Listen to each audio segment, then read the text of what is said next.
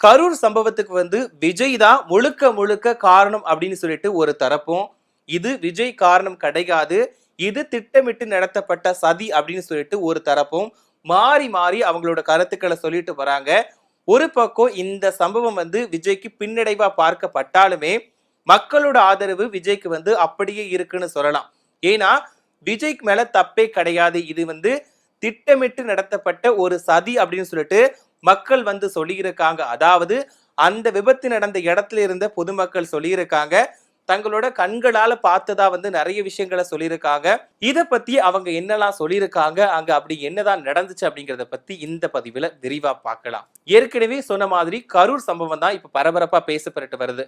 அதாவது கிட்டத்தட்ட 4-5 நாட்களா பார்த்தா இந்த ஒரு விவகாரம் தான் பெரிய சர்ச்சையை ஏற்படுத்தி இருக்கு. இந்த கூட்ட நெரிசல சிக்கி 41 பேர் பரிதாபமா உயிரிழந்திருக்காங்க. இதுதான் இப்போ ரொம்பவே பேசு பொருளா மாறி இருக்கு. இப்போ இன்ஸ்டாகிராம், ட்விட்டர், யூடியூப் எதை திறந்தாலுமே இந்த ஒரு கூட்ட நெரிசல் சம்பவம் தான் பரபரப்பா பேசப்பட்டு வருது. ஒரு பக்கம் அரசியல் கட்சி தலைவர்கள் கருத்தை சொல்றதும், மக்கள் அதுக்கு எதிர்ப்பா கருத்தை சொல்றதும், பொதுவா நிறைய ஆலோசகர்கள் கருத்தை சொல்றதுமா போய்கிட்டே இருக்கு. இதுக்கு என்னதான் நடந்துச்சு, அதாவது யாருக்குமே கிட்டத்தட்ட அங்க என்ன நடந்துச்சு, எக்ஸாக்டா என்ன நடந்துச்சு, இந்த விபத்துக்கு யாரு காரணம் அப்படின்னு சொல்லிட்டு யாருக்குமே தெரியாது. பட் இருந்தாலுமே நிறைய பேர் அவங்களோட கருத்துக்களை சொல்லிட்டு தான் வராங்க. ஒரு பக்கம் விஜய் மேல நிறைய பேர் குற்றச்சாட்டை முன் வச்சாங்க. அதாவது விஜயால மட்டும்தான் இந்த விபத்து நடந்துச்சு, அதாவது விஜய் விதிமுறைகளை பின்பற்றவே இல்லை, அதனாலதான் இந்த விபத்து நடந்துச்சு அப்படின்னு சொன்னாங்க. இன்னொரு பக்கம் விஜய் கரெக்டான டயத்துக்கு அங்க வரல, அதனால கூட இந்த விபத்து நடந்ததா சொல்றாங்க. இன்னொரு பக்கம் விஜய் சரியான நேரத்துக்கு அங்க வராததுனாலதான் இந்த விபத்து நடந்ததா சொல்லப்படுது. இப்படி இருக்கும்போது விஜய்க்கு ஆதரவாகவும் மக்கள் நிறைய பேர் கருத்துக்களை சொல்லியிருக்காங்க. அதாவது விஜய் மேல எந்த தப்புமே கிடையாது, அதாவது விஜயை பாக்குறதுக்கு எப்பவுமே பொதுமக்கள் நிறைய பேர் போவாங்க அப்படிங்கிறது எல்லாத்துக்குமே தெரியும். அதாவது மற்ற பிரச்சாரத்துல எந்த ஒரு விவகாரமே நடக்கல, இதே மாதிரி எந்த ஒரு அசம்பாவிதமுமே நடக்கல. அப்படி இருக்கும்போது கரூர்ல மட்டும் ஏன் இந்த மாதிரி நடந்துச்சு அப்படின்னு சொல்லிட்டு நிறைய பேர் கேள்வி எழுப்புனாங்க. அது மட்டும் இல்லாம பொதுமக்கள், அதாவது அந்த பிரச்சாரத்துல கலந்துகிட்ட பொதுமக்கள் என்ன சொன்னாங்கன்னா, இது திட்டமிட்டு தான் நடத்தினாங்க, அதாவது வேணுக்குனே நிறைய பேர் பின்னாடி இருந்து தள்ளி அந்த மாதிரிதான் பிரச்சனையை உண்டு பண்ணி தான் அந்த இடத்துல விபத்து நடந்துச்சு. அதாவது கூட்ட நெரிசல் காரணமா இந்த விபத்து நடக்கவே இல்லை, இது திட்டமிட்டு நடத்தப்பட்ட சதி அப்படின்னு சொல்லிட்டு, சதி கூட கிடையாது, அதாவது கொலை அப்படின்னு சொல்லிட்டு நிறைய பேர் சொன்னாங்க. இப்படி இருக்கும்போதுதான் அந்த கூட்டத்துல இருந்த ஒரு பெண்மணி சொல்லியிருக்காங்க, இந்த விபத்து தன்னோட கண்ணால பார்த்ததா சொல்லியிருக்காங்க. அதாவது இது விபத்து கிடையாது, கொலை தான். அதாவது அந்த இடத்துல ஸ்ப்ரே மாதிரி ஏதோ ஒண்ணு அடிச்சிருக்காங்க, ஸ்ப்ரேயோட ஸ்மெல் அங்க வந்திருக்கு. அதுக்கப்புறம் தான் அங்க இருந்த நிறைய பேர் மயக்கம் போட்டு விழுந்திருக்காங்க. ஆனா அவங்க மயக்கம் போடுறதுக்கு முன்னாடியே ஆம்புலன்ஸ் உள்ள வர தொடங்கிடுச்சு.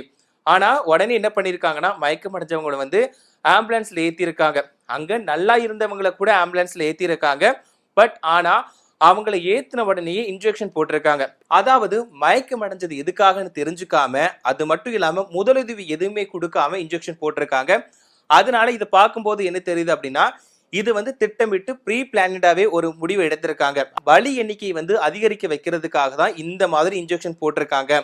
அதே மட்டும் இல்லாம இன்னொருத்தர் என்ன சொல்லியிருக்காங்க அப்படின்னா, அங்கிருந்து மருத்துவமனைக்கு உடனே கூட்டிட்டு போகாம, அதாவது இது ஒரு விபத்து இல்லை, அதாவது திட்டமிட்டு நடத்தப்பட்ட சதி கிடையாது, இது தற்செயலா நடந்த விபத்து அப்படி நடந்தா கூட அங்க மயக்கம் போட்டவங்களை உடனே பக்கத்துல இருக்க மருத்துவமனைக்கு கூட்டிட்டு போகாம தூரமா இருக்கக்கூடிய கவர்மெண்ட் ஆஸ்பத்திரிக்கு தான் கூட்டிட்டு போயிருக்காங்க. அதாவது விபத்துல ஒரு பையன் அந்த இடத்துல மரணம் அடைஞ்சிருக்கான். அந்த பையனோட பெற்றோர் தன்னோட மகன் இருக்கக்கூடிய இடத்துக்கு கூட்டிட்டு போக சொல்லியிருக்காங்க.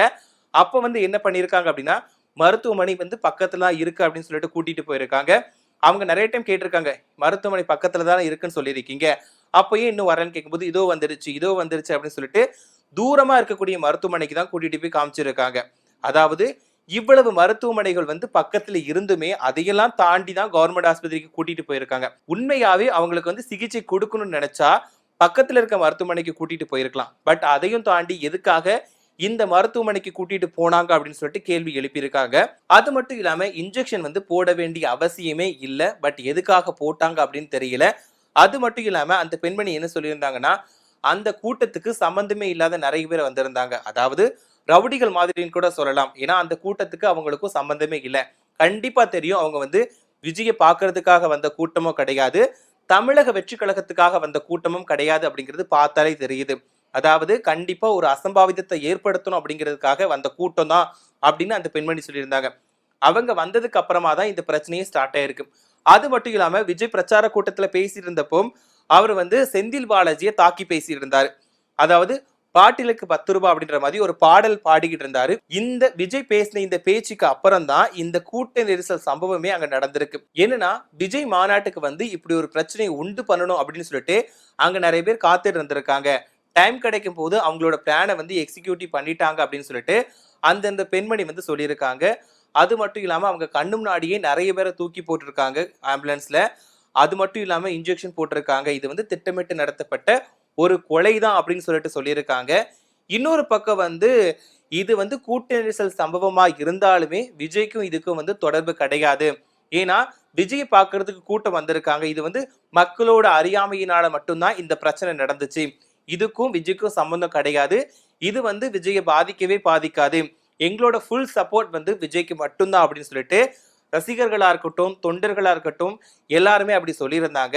இப்படி ஒரு பக்கம் வந்து ஆம்புலன்ஸ் விவகாரம் இப்படி இருக்கும்போது, இன்னொரு பக்கம் வந்து அவங்கள மருத்துவமனையில் அனுமதிச்சதுக்கு அப்புறமா தமிழக வெற்றிக் கழக நிர்வாகிகள் வந்து அவங்கள பார்க்கறதுக்காக போயிருக்காங்க. அதாவது தங்களால முடிஞ்ச உதவிகளை நாங்க பண்றோம் அப்படிங்கிறதுக்காக மருத்துவமனைக்கு போயிருக்காங்க. பட் அங்க இருக்கக்கூடிய ஆட்கள் வந்து அவங்கள வந்து உள்ளேயே அனுமதிக்கலையாம். அதாவது அங்க இருக்கக்கூடிய பொதுமக்களை கூட பார்க்கறதுக்கு அனுமதிக்கலையாம். இதுல இருந்து மக்கள் என்ன சொல்றாங்க அப்படின்னா, ஏன் இது வந்து தமிழக வெற்றிக் கழக நிர்வாகிகளை வந்து உள்ள அனுமதிச்சிருக்கலாமே, அப்படின்னு அனுமதிச்சிருந்தா அங்க என்ன நடந்துச்சு அப்படிங்கிறது தெரிஞ்சிருக்கும். பட் இவங்க வந்து உள்ள அனுமதிக்காதனாலேயே தெரியுது இது வந்து திட்டமிட்டு ப்ரீ பிளான்டா ஒரு விஷயத்த பண்ணியிருக்காங்க. அதனாலதான் இப்படி நடந்துச்சு அப்படின்னு சொல்லிட்டு. அது மட்டும் இல்லாம இந்த கூட்டத்தோட வந்து பிரச்சனையை பெருசாக்கணும் அப்படிங்கிறதுக்காக, இறந்தவங்களோட எண்ணிக்கையை அதிகரிக்கணும் அப்படிங்கிறதுக்காக இன்ஜெக்ஷன் மூலமா கொலை பண்ணியிருக்காங்க அப்படின்ற மாதிரியும் பேசியிருக்காங்க. என்னதான் விஜய்க்கு எதிராக நிறைய அரசியல் கட்சி தலைவர்கள் வந்து அவங்களோட கருத்துக்களை சொன்னாலுமே மக்கள் வந்து என்ன சொல்றாங்கன்னா, எங்களோட ஃபுல் சப்போர்ட் வந்து விஜய்க்கு இருக்கு. விஜய் வந்து பயப்பட வேண்டாம். விஜய் மேல வந்து எந்த தப்புமே கிடையாது அப்படின்னு சொல்லிட்டு மக்கள் வந்து ஆதரவா தான் குரல் கொடுத்துட்டு வராங்க. ஒரு பக்கம் மக்கள் ஆதரவா குரல் கொடுத்தாலுமே அரசியல் கட்சி தலைவர்கள் என்ன சொல்றாங்கன்னா, விஜய்க்கு வந்து அரசியல் பண்ணவே தெரியல. விஜய்க்கு வந்து இது வந்து அரசியல் வந்து செட் ஆகாது. அவர் வந்து சினிமா மட்டும்தான் அவருக்கு வந்து செட் ஆகும், அரசியல் செட் ஆகாது. மக்களோட உயிரிழப்புக்கு காரணம் விஜய் தான் அப்படின்னு சொல்லிட்டு நிறைய பேர் தாக்கி பேசி இருந்தாங்க. விஜய் வந்து தாமதமா வந்தது ஒரு காரணமா சொல்லி பேசுறாங்க. பட் விஜய் வந்து மற்ற பிரச்சார கூட்டத்துக்கு போனா கூட இந்த மாதிரி அசம்பாவிதங்கள் நடக்கவே இல்லை. ஏன்னா 2 மாநாடு நடத்தினாரு. அந்த மாநாட்டுக்கு வந்து இதையும் தாண்டி நிறைய மக்கள் தான் போயிருந்தாங்க. பட் அங்க வந்து எந்த ஒரு உயிர் சேதமோ விபத்தோ நடக்கல. பட் இந்த ஒரு கரு விவகாரம் மட்டும்தான் பெருசாகிருக்கு. இந்த விவகாரம் தொடர்பா 3 நாளைக்கு அப்புறம் தான் விஜய் வந்து ஒரு வீடியோ வெளியிட்டாரு. விஜய் வந்து என்ன சொல்லியிருந்தாருன்னா, அந்த வீடியோல இந்த மாதிரி ஒரு துயர சம்பவத்தை என் வாழ்க்கையில வந்து நான் அனுபவிச்சதே கிடையாது. இந்த மாதிரி ஒரு துயர சம்பவம் நடந்ததே கிடையாது. இது வந்து மக்களுக்கு எல்லாமே தெரியும். அங்க என்ன நடந்துச்சு, நான் என்ன பேசினேன், அந்த விஷயம், அந்த கூட்ட நெரிசல் எப்படி ஏற்பட்டுச்சு அப்படிங்கிறது மக்களுக்கு தெரியும். மக்கள் வந்து அங்க நின்ன மக்கள் வந்து பேசினதை பார்க்கும்போது எனக்கு வந்து கடவுளே நேர்ல வந்து சொன்ன மாதிரி இருந்துச்சு அப்படின்னு சொல்லிட்டு விஜய் சொல்லியிருந்தாரு. அது மட்டும் இல்லாம, நீங்க என்ன பழி வாங்கணும்னு நினைச்சீங்கன்னா என்ன மட்டும் வாங்கிக்கோங்க. பட் தயவு செஞ்சு எனக்கு ஆதரவா இருக்கிறவங்களையும் தமிழக வெற்றிக் கழக நிர்வாகிகளையும் எதுவுமே பண்ணாதீங்க. நான் என் வீட்டில் இருப்பேன், அப்படி இல்லைன்னா என்னோட ஆஃபீஸில் இருப்பேன். அதனால நீங்க எது பண்ணணும்னு நினைச்சாலும் என்ன மட்டும் பண்ணிக்கோங்க, என்ன சார்ந்தவங்களை விட்டுடுங்க, இதுல வந்து நீங்க அரசியல் பண்ணாதீங்க அப்படின்னு சொல்லிட்டு விஜய் சொல்லியிருந்தாரு. இந்த வீடியோக்குமே விஜயோட ரசிகர்களா இருக்கட்டும், தொண்டர்களா இருக்கட்டும் எல்லாருமே விஜய்க்கு ஆதரவா தான் சொல்லியிருந்தாங்க. அதாவது நீங்க சேஃபா இருங்கன்னா நாங்க உங்க கூட தான் இருக்கிறோம். கண்டிப்பா எங்களோட ஓட்டு வந்து உங்களுக்கு மட்டும்தான். ஏன்னா அங்க நடந்த விஷயங்கள் வந்து எல்லாமே தெரியும். இது திட்டமிட்டு நடத்தப்பட்ட சதிதான். ஒரு சில பேர் வந்து அரசியலுக்காக இந்த விஷயத்த பண்ணிட்டாங்க. நீங்க வந்து வளர்றது பிடிக்காம இந்த விஷயத்த பண்ணிட்டாங்க. பட் இது வந்து எங்களுக்கு தெரியும். நீங்க வந்து கவலைப்படாம இருங்க. 2026 தேர்தல் வந்து நம்ம கையில தான் இருக்கு அப்படின்ற மாதிரி விஜய்க்கு வந்து சப்போர்ட்டா நிறைய பேர் பேசியிருக்காங்க. ஒரு பக்கம் வந்து மக்களோட ஆதரவு இப்படி இருந்தாலும், இன்னொரு பக்கம் வந்து அரசியல் விமர்சகர்களா இருக்கட்டும், அரசியல் கட்சி தலைவர்களா இருக்கட்டும் வந்து என்ன சொல்லியிருக்காங்கன்னா, விஜய் தான் எதிராக பேசியிருக்காங்க. விஜய் வந்து முறையான விதிமுறைகளை பின்பற்றவே இல்லை. விஜய்க்கு இவ்வளவு கூட்டம் வரும்னு தெரியாதா அப்படின்ற மாதிரி அவர் கேள்வி எழுப்பியிருக்காங்க.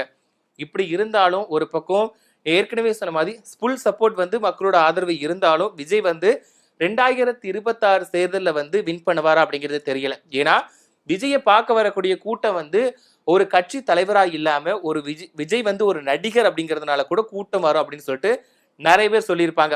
அதாவது அந்த கூட்டத்துக்கு வந்தவங்களே சொல்லியிருக்காங்க, விஜய் ஒரு ஆக்டர் அப்படிங்கிறதுனால பார்க்கறதுக்கு ஆசையா தான் இருக்கும், அதனாலதான் நாங்க பாக்குறதுக்கு வரோம் அப்படின்ற மாதிரி நிறைய பேர் சொல்லியிருக்காங்க. சோ இதெல்லாம் வச்சு பார்க்கும்போது 2026 தேர்தலை விஜய் எப்படி சந்திக்க போறாரு அப்படிங்கிறது தெரியல. விஜய் சொன்ன மாதிரி அவரோட கணிப்பு சரியாகுமா, அதாவது 2026 தேர்தல் வந்து நம்ம கையில தான் இருக்கு அப்படின்னு சொல்லிட்டு விஜய் சொல்லியிருக்காரு. அது நிறைவேறுமா அப்படிங்கிறத நாம பொறுத்திருந்து தான் பார்க்கணும்.